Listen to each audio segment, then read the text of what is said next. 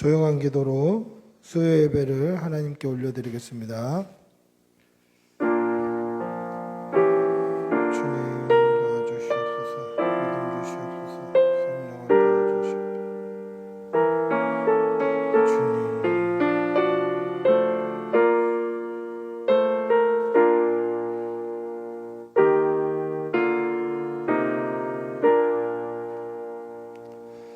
찬송가 405장으로 하나님을 찬양하겠습니다. 찬송가 405장입니다.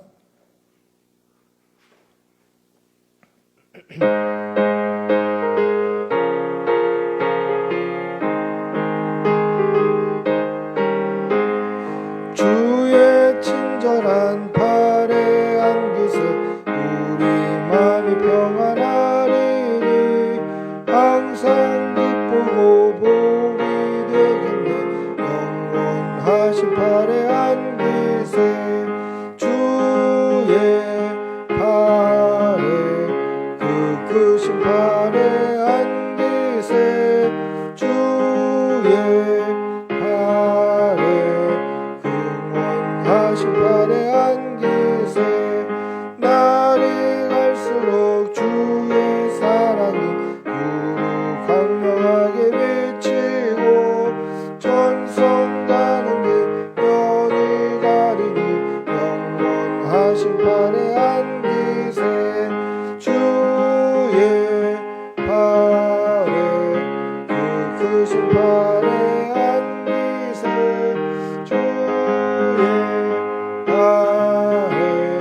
영원하신 팔에 안기세 주의 보좌로 나아갈 때 기뻐 찬미 소리 외치고 겁과 두려움 없어지리니 영원하신 팔에 안기세 주의 팔에 그 크신 팔에 안기세 주의 팔에 영원하신 팔에 안기세.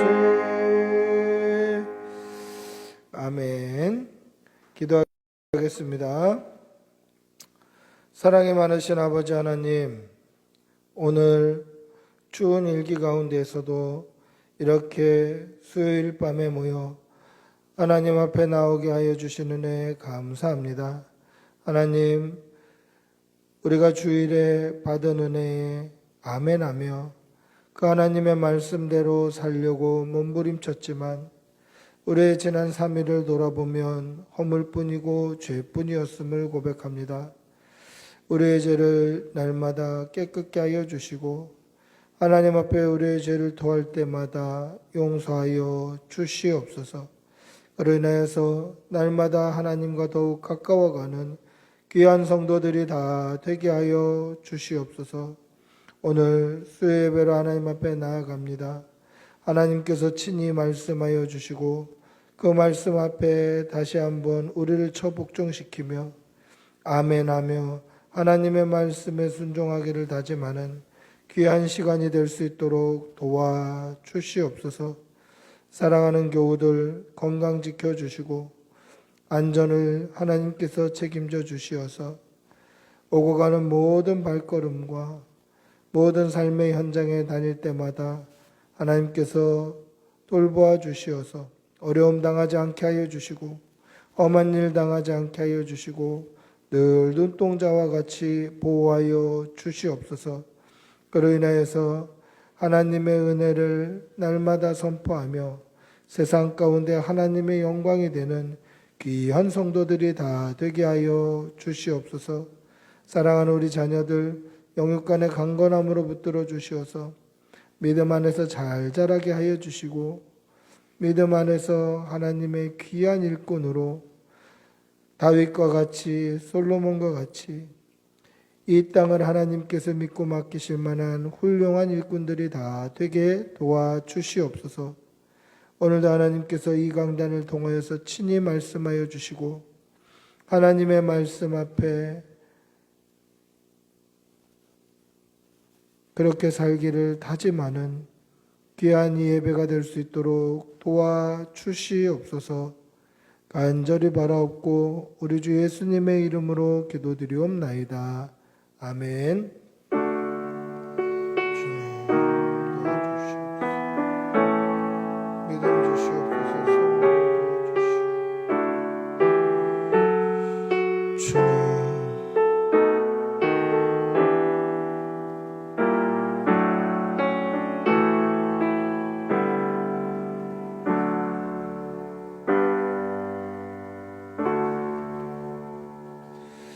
하나님의 말씀 함께 보시겠습니다. 사무엘상 17장 45절에서 49절입니다. 사무엘상 17장 45절에서 49절, 구약성경 438면에 있습니다.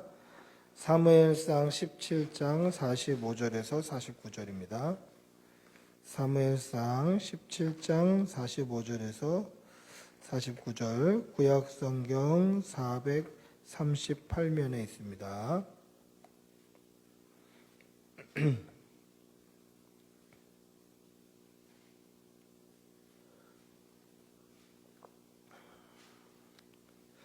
우리 천천히 한 목소리로 함께 읽겠습니다. 사무엘상 17장 45절에서 49절입니다. 구약성경 438면 같이 읽습니다. 다윗이 블레셋 사람에게 이르되 너는 칼과 창과 단창으로 내게 나아오거니와 나는 만군의 여호와의 이름 곧 네가 모욕하는 이스라엘 군대의 하나님의 이름으로 내게 나아가노라. 오늘 여호와께서 너를 내 손에 넘기시리니 내가 너를 쳐서 내 목을 베고 블레셋 군대의 시체를 오늘 공중의 새와 땅의 들짐승에게 주어 온 땅으로 이스라엘의 하나님이 계신 줄 알게 하겠고 또 여호와의 구원하심이 칼과 창에 있지 아니함을 이 무리에게 알게 하리라. 전쟁은 여호와께 속한 것인즉 그가 너희를 우리 손에 넘기시리라. 블레셋 사람이 일어나 다윗에게로 마주 가까이 올 때에 다윗이 블레셋 사람을 향하여 빨리 달리며 손을 주머니에 넣어 돌을 가지고 물매로 던져 블레셋 사람의 이마를 치매 돌이 그의 이마에 박히니 땅에 엎드려지니라. 아멘. 반갑습니다. 옆에 계신 분들하고 한번 인사하시겠습니다. 반갑습니다. 반갑습니다. 주일학교 때부터 신앙생활을 했던 사람들은 이 다윗과 골리앗의 이야기를 굉장히 많이 들었겠죠. 수십 번, 그렇게 들은 사람들도 꽤나 많을 것입니다.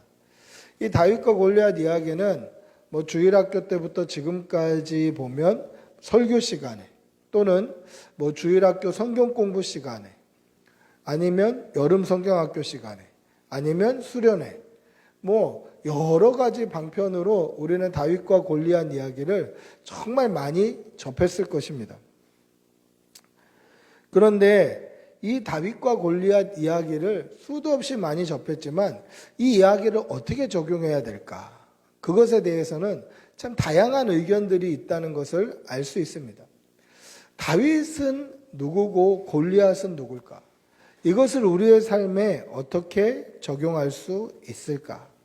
그래서 많은 설교자들이 이 골리앗을 우리의 삶의 문제, 우리의 당하는 시험, 우리가 만나는 어려움, 우리가 만나는 해결하지 못하는 그러한 무거운 것들, 그것을 골리앗으로 그렇게 적용을 했습니다. 그래서 우리가 가지고 있는 예배, 기도, 말씀, 성령, 찬양 이런 것들로 눈앞에 있는 거대한 골리앗을 무너뜨려야 됩니다.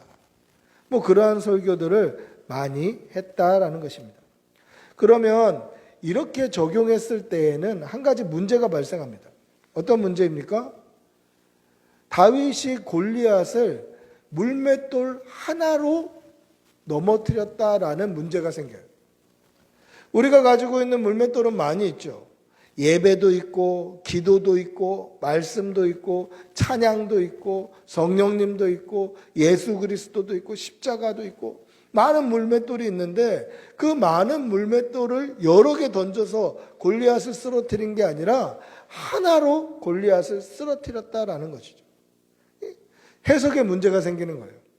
골리앗을 우리의 삶의 문제, 여러 가지 어려움들로 봤을 때 이것을 넘어뜨리는 물맷돌은 단 하나였는데 우리가 가지고 있는 물맷돌은 굉장히 많더라는 것입니다. 해석에 어려움이 생기는 거예요. 그러면 이것을 이렇게 적용하는 사람들도 있어요. 사무엘상 17장 40절에 보시면 손에 막대기를 가지고 시내에서 매끄러운 돌 5을 골라서 자기 목자의 제구 곧 주머니에 넣고 손에 몰매를 가지고 블레셋 사람에게로 나아가니라. 이 말씀을 가리켜서 봐라, 다윗도 매끄러운 돌 5개를 줍지 않았냐. 그러니까 우리에게서 뭐 말씀, 기도, 찬양, 예배, 예수 그리스도 뭐 이런 여러 가지 물맷돌을 가지고 있는 것은 당연한 거다. 그래서 그 중에 하나를 가지고 골리앗을 선택적으로 박살을 내야 된다. 뭐 이런 것이죠. 예를 들면 우울함의 골리앗은 찬양의 기쁨의 물맷돌로 이겨야 된다. 때로는 불순종의 골리앗은 하나님의 말씀의 물맷돌로 이겨야 된다. 두려움의 골리앗은 우리 안에 기도의 물맷돌로 이겨야 된다. 뭐 이렇게 적용하기도 하더라는 것입니다. 과연 여러 개 준비하고 있다가 그 중에 하나로 그거에 맞는 골리앗을 치는 것, 이것이 오늘 우리가 읽은 본문의 바른 해석일까? 뭐 이렇게 적용할 수도 있겠죠. 우리의 삶을 또는 우리의 삶에 만나는 문제를 이렇게 적용할 수도 있을 것입니다. 그런데 이게 정말 하나님의 본 뜻인가? 이게 정말 하나님의 본의인가? 우리는 그것을 한번 확인해 보아야 하는 것입니다. 오늘 하나님의 말씀, 우리가 지금 읽고 있는 이 성경책에 다윗과 골리앗이 들어가 있는 이유가 과연 골리앗을 우리의 삶의 문제 정도로 보고 우리가 다윗이 되어서 골리앗을 이겨야 된다, 이것을 이야기하기 위해서 오늘 본문을 주신 것일까? 과연 그렇습니까? 그렇게만 적용할 수 없는 문제가 또 있습니다. 그게 뭐죠?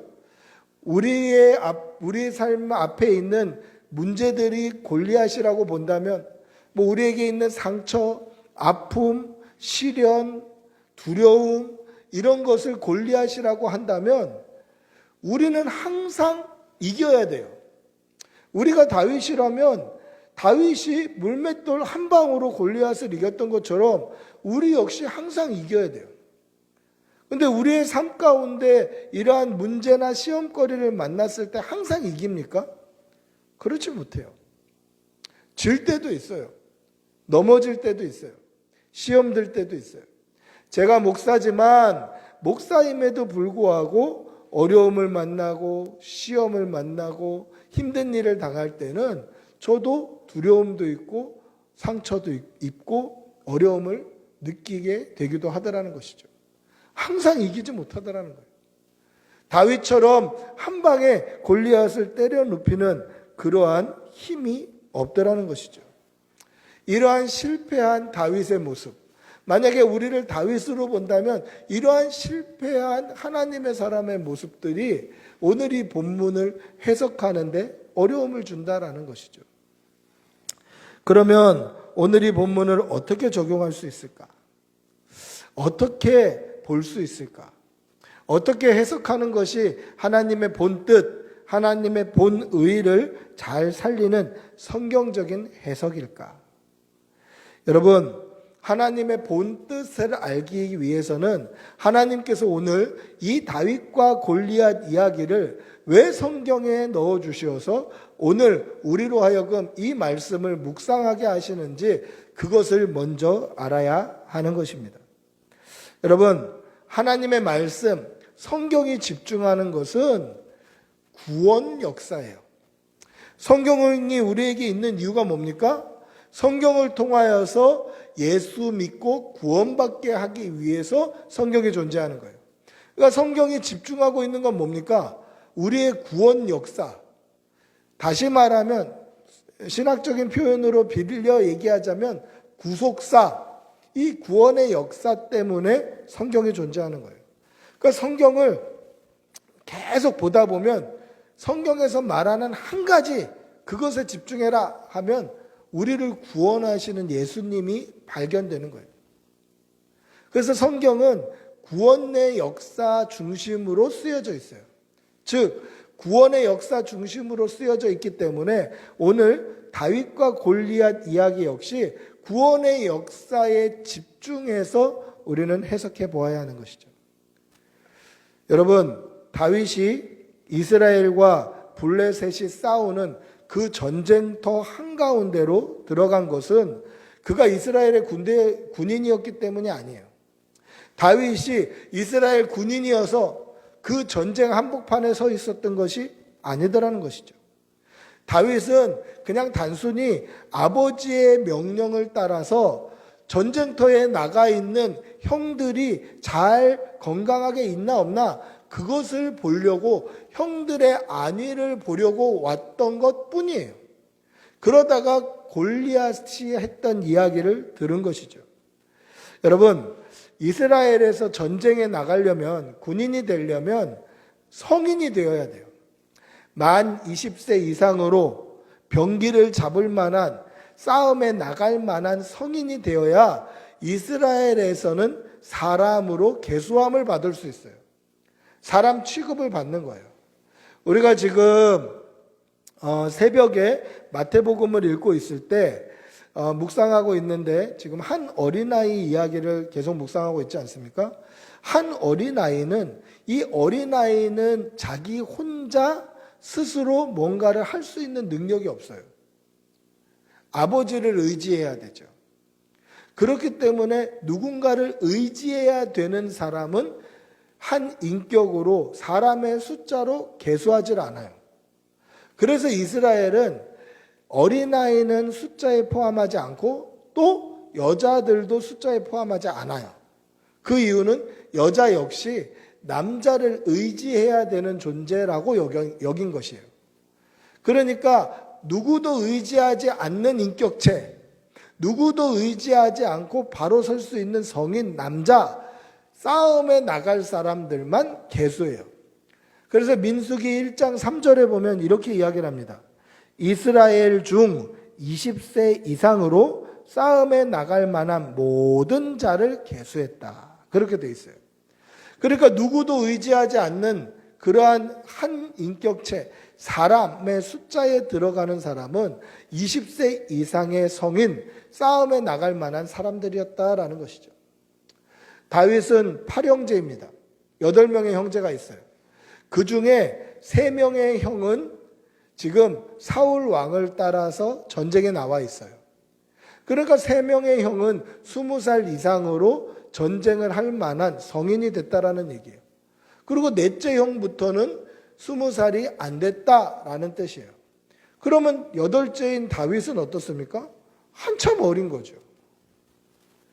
사무엘상 17장 13절에 보시면 이렇게 말씀합니다. 사무엘상 17장 13절, 그 장성한 세 아들은 사울을 따라 싸움에 나갔으니 싸움에 나간 세 아들의 이름은 장자 엘리압이요, 그 다음은 아비나답이요, 셋째는 삼마며. 그러니까 첫째, 둘째, 셋째 형만 20살 넘어서 싸움에 나갈 만한 그러한 성인이 됐다라는 것이죠.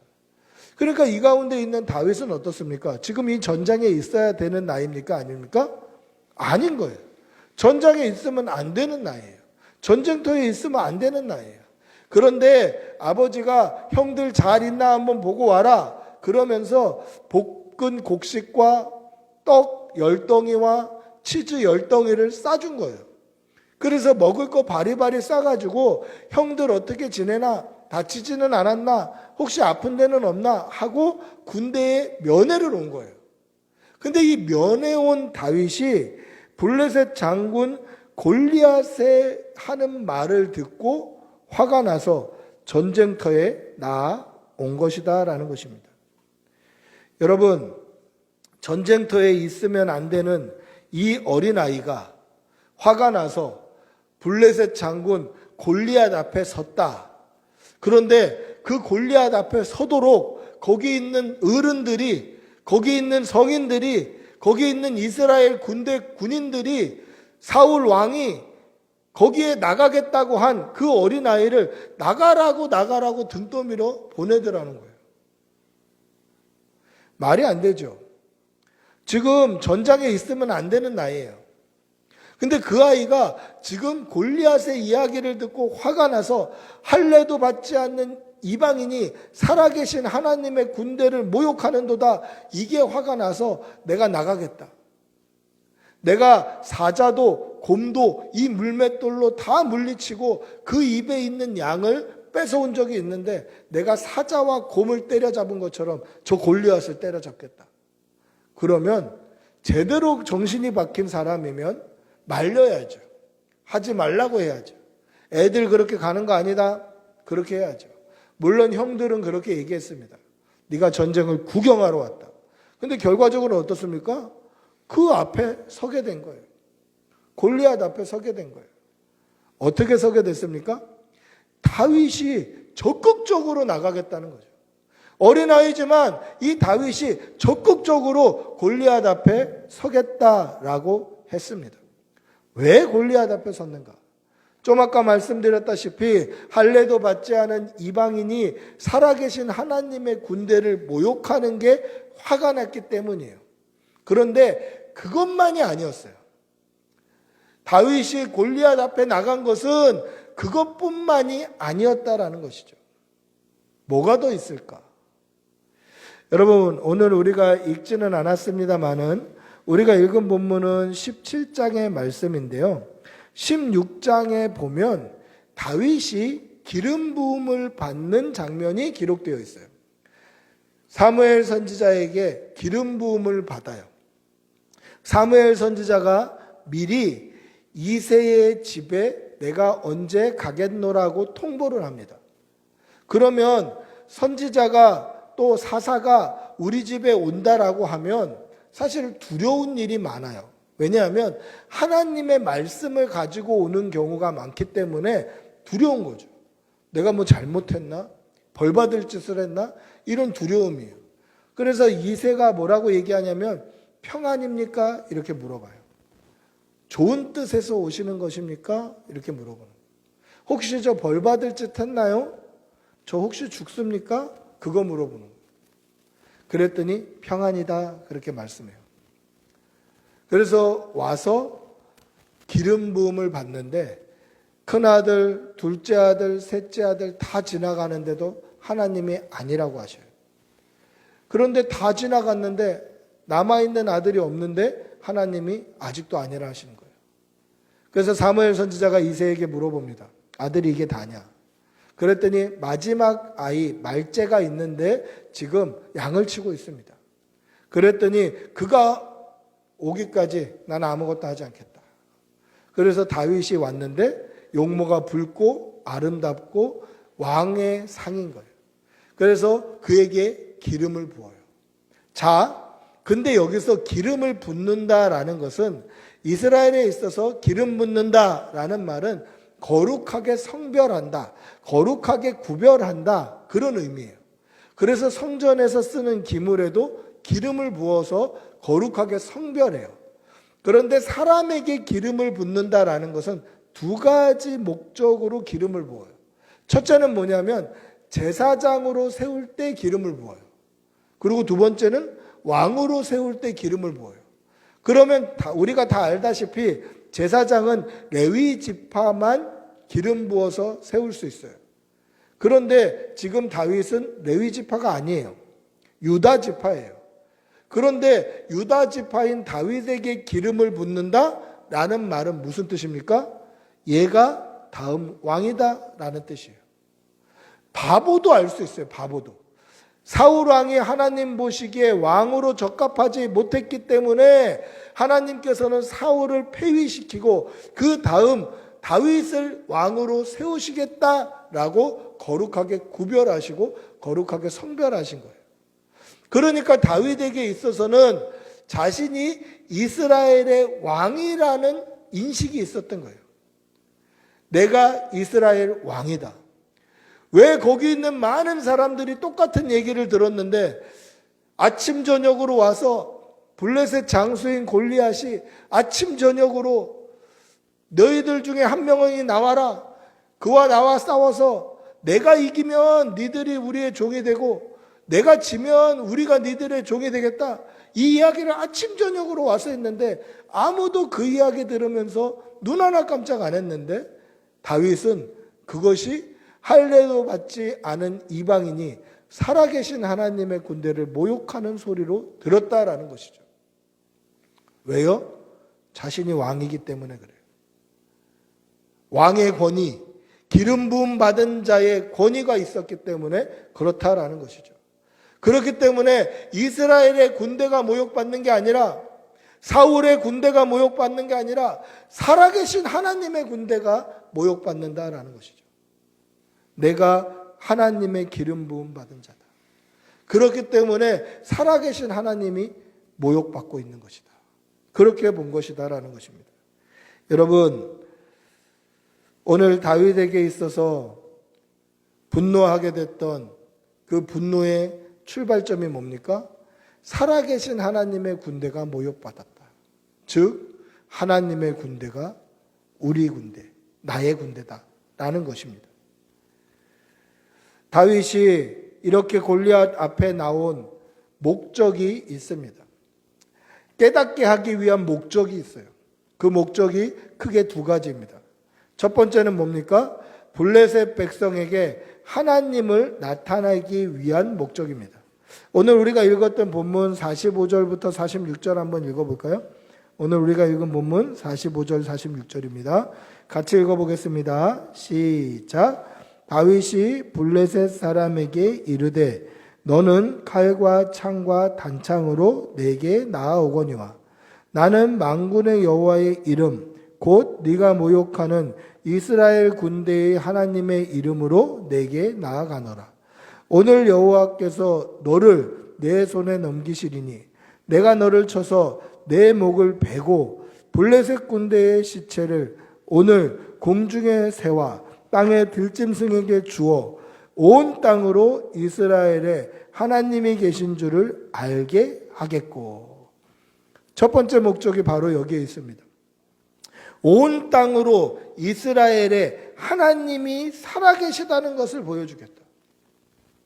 온 땅으로 블레셋뿐만 아니라 블레셋 모든 군대를 쳐 죽여서 이곳을 시체 밭으로 만들어서 공중의 새와 짐승의 밥이 되게 함으로 사람이 보는 사람마다 이 시체 더미를 보는 사람마다 온 땅이 여호와 하나님이 살아계시고 그 하나님께서 이스라엘 백성과 함께 하신다는 것을 보여주겠다라는 것입니다. 이것이 첫 번째 목적입니다. 두 번째 목적은 무엇입니까? 두 번째 목적은 이스라엘 백성에게 하나님을 나타내기 위한 목적입니다. 우리 47절 한번 읽어볼까요? 47절입니다. 같이 읽어보겠습니다. 47절 시작. 또 여호와의 구원하심이 칼과 창에 있지 아니함을 이 무리에게 알게 하리라. 전쟁은 여호와께 속한 것인즉 그가 너희를 우리 손에 넘기시리라. 할렐루야. 뭐라고 되어 있습니까? 여호와의 구원하심이 칼과 창에 있지 아니함을 이 무리에게 알게 하리라. 여기서 이 무리가 누군가요? 이스라엘 군대예요. 지금 사울을 따라 나선 사울의 군대, 이 무리에게 하나님의 구원하심이 칼과 창에 있지 아니하다. 골리앗이 온몸에 전신갑주를 두르고 무기를 중무장을 하고 우리 앞에 서 있지만 칼과 창과 단창으로 나오지만 그것에 있지 않다. 여호와의 구원하심은 칼과 창에 있지 않다. 그래서 뭐라고 되어 있습니까? 다윗의 손에는 칼이 없었더라. 50절에 그렇게 되어 있습니다. 칼을 안 갖고 나온 거예요. 여호와의 구원하심이 칼과 창에 있지 않기 때문에. 그것을 누구에게 알게 하신다고요? 이 무리에게. 이것이 다윗이 골리앗 앞에 선 두 번째 목적입니다. 그러면 오늘 이 다윗과 골리앗의 이야기를 하나님의 구원의 역사, 구속의 역사로 해석한다면 어떤 해석을 할 수 있겠습니까? 이것을 구원의 역사로 해석한다면 다윗은 구약에 나타난 예수님을 예표하는 인물 중에 한 사람입니다. 그럼 이걸 구속사적으로, 구원의 역사적으로 해석한다면 골리앗은 우리 앞에 있는 문제라고 해석할 수 있습니다. 골리앗은 우리 앞에 있는 문제, 시험, 어려움, 우리 앞에 당한 고난, 이런 것을 골리앗으로 적용할 수 있습니다. 그러나 나를 다윗으로 적용할 수는 없는 것이죠. 내가 다윗이 아니에요. 나를 다윗으로 규정하다 보니까 때로는 시험 당했을 때 넘어지고 쓰러지고 시험 당하고 어려운 일에 무너져 내릴 때마다 다윗은 한 번도 진 적이 없는데 왜 나는 맨날 질까? 다윗은 골리앗을 쓰러뜨렸는데 왜 나는 자꾸 쓰러질까? 여기에 의문이 생기는 거예요. 그렇게 적용해서는 안 돼요. 다윗이 예수 그리스도를 예표하는 인물 중에 하나다라고 본다면 오늘 이 다윗은 오늘 우리의 입장에서 본다면 누구라고 얘기할 수 있을까? 골리앗이 우리 앞에 있는 문제, 어려움, 시험, 두려움이라고 본다면 오늘 다윗은 예수님으로 봐야 되는 거예요. 그럼 우리는 누굽니까? 우리는 지금 사울의 군대 중에 한 사람으로 봐야 되는 거예요. 두려움 앞에, 어려움 앞에, 시험 앞에, 문제 앞에 두려워하고 있는 그 많은 사람 중에 한 사람, 이게 우리의 모습이에요. 그러면 무엇으로 이길 수 있습니까? 우리는 두려운데, 우리는 질 수밖에 없는데, 내 힘으로 싸우는 게 아니라 우리 앞에 계시는 예수 그리스도를 믿는 믿음으로 예수님을 온전히 의지함으로 골리앗을 이길 수 있는 거예요. 여러분, 믿는 사람에게도 시험은 있죠. 어려움은 있죠. 두려움은 찾아오죠. 때로는 두렵고 떨리는 것 때문에 몸둘 바를 모르게 두려워할 때도 있다라는 것입니다. 그런데 중요한 게 있습니다. 뭐가 중요합니까? 우리 앞에 계시는 예수님이 중요하다는 것이죠. 내가 싸우지 않아도 됩니다. 내가 직접 칼을 들고 나가지 않아도 됩니다. 왜 그렇습니까? 구원은 칼과 창에 있는 것이 아니니까. 내 손에 칼이 없어도 됩니다. 그냥 믿음으로 예수 그리스도를 온전히 의지하면 되더라는 것입니다.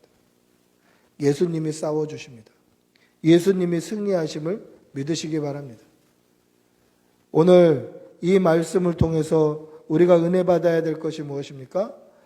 예수님을 온전히 의지함으로, 예수님을 온전히 믿음으로 말미암아 이 땅에 우리가 당하는 수많은 어려움, 수많은 두려움, 수많은 시험을 우리 예수님이 이겨주실 테니 우리는 주님 손 붙들고 믿음으로 주님 의지하며 승리하는 주의 백성들이 다 되시기를 축복하고 기도합니다. 우리 한번 같이 기도하겠습니다. 같이 기도할 때에 우리 앞에 당한 어려움, 문제, 골리앗과 같이 우리를 두렵게 만드는 수많은 시험거리들을 우리 예수님 붙들고 승리하게 하여 주시옵소서. 예수님만 온전히 의지하는 성도들 되게 하여 주시옵소서. 우리 주님의 이름 한번 부르고 같이 기도하겠습니다. 주님 인도하여 주시옵소서. 우리에게 당한 고난, 우리 앞에 있는 두려움, 우리 앞에 당한 문제들, 우리 앞에 있는 여러 시험들 예수 믿고 구원받게 해주시옵소서. 예수 믿고 구원받게 해주시옵소서. 믿음 주시옵소서. 믿음 주시옵소서. 아버지 함께 해주시옵소서. 은혜를 내려주시옵소서. 아버지 오늘도 입혀주시고 성령님 은혜를 내려주시고 주님 역사해 주시고 하나님 만져주시고 아버지 사랑의 아버지 하나님, 하나님의 백성으로 살아가지만 때로는 우리 앞에 골리앗과 같이 우리를 두렵게 하는 시험거리와 우리를 무섭게 하고 위축되게 하는 여러 문제들이 있음을 보게 됩니다. 그럴 때마다 우리 앞서 싸우시는 예수님 바라보게 하여 주시고 우리 예수님 붙들고 믿음으로 하루하루 살아내는 귀한 성도들 다 되게 하여 주시옵소서. 그래서 예수님을 온전히 믿고 신뢰하는 그 믿음으로 구원을 얻는 귀한 성도들이 다 되게 하여 주시옵소서. 간절히 바라옵고 우리 주 예수님의 이름으로 기도드리옵나이다. 아멘. 찬송가 406장 찬송하시겠습니다.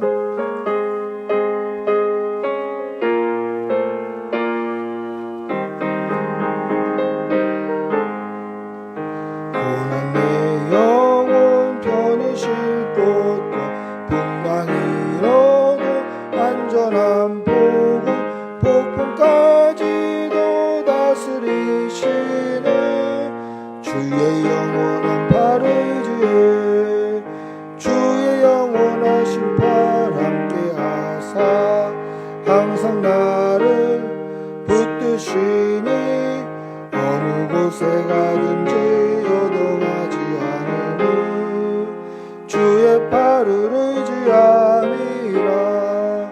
세상 친구들 나를 버려도 예수를 함께 동행함으로 주의 은혜가 충만하리니 주의 영원한 주의 영원하신 팔 함께하사 항상 나를 붙드시니 어느 곳에 가든지 요동하지 않으니 주의 팔을 의지함이라.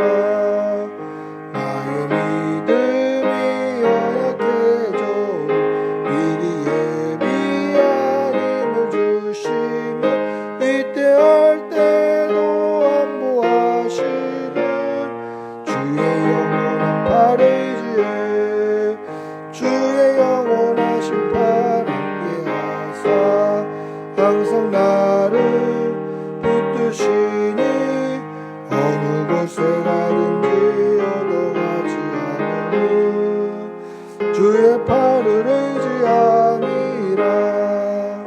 눈치 못한 것 줄게 없으니 나의 일생을 주께 맡기며 나의 모든 짐 대신 지시는 주의 영원한 팔 의지에 주의 영원하신 팔 함께하사 항상 나를 붙드시니 어느 곳에 가든지 요동하지 않으니 주의 팔을 의지함이라. 아멘. 예수님이 가르쳐 주신 기도로 수요 예배를 마치겠습니다. 하늘에 계신 우리의 아버지여, 이름이 거룩히 여김을 받으시오며 나라가 임하시오며 뜻이 하늘에서 이루어진 것 같이 땅에서도 이루어지이다. 오늘 우리에게 일용할 양식을 주시옵고 우리가 우리에게 죄 지은 자를 사하여 준 것 같이 우리 죄를 사하여 주시옵고 우리를 시험에 들게 하지 마시옵고 다만 악에서 구하시옵소서. 나라와 권세와 영광의 아버지께 영원히 있사옵나이다. 아멘. 주님 도와주시오.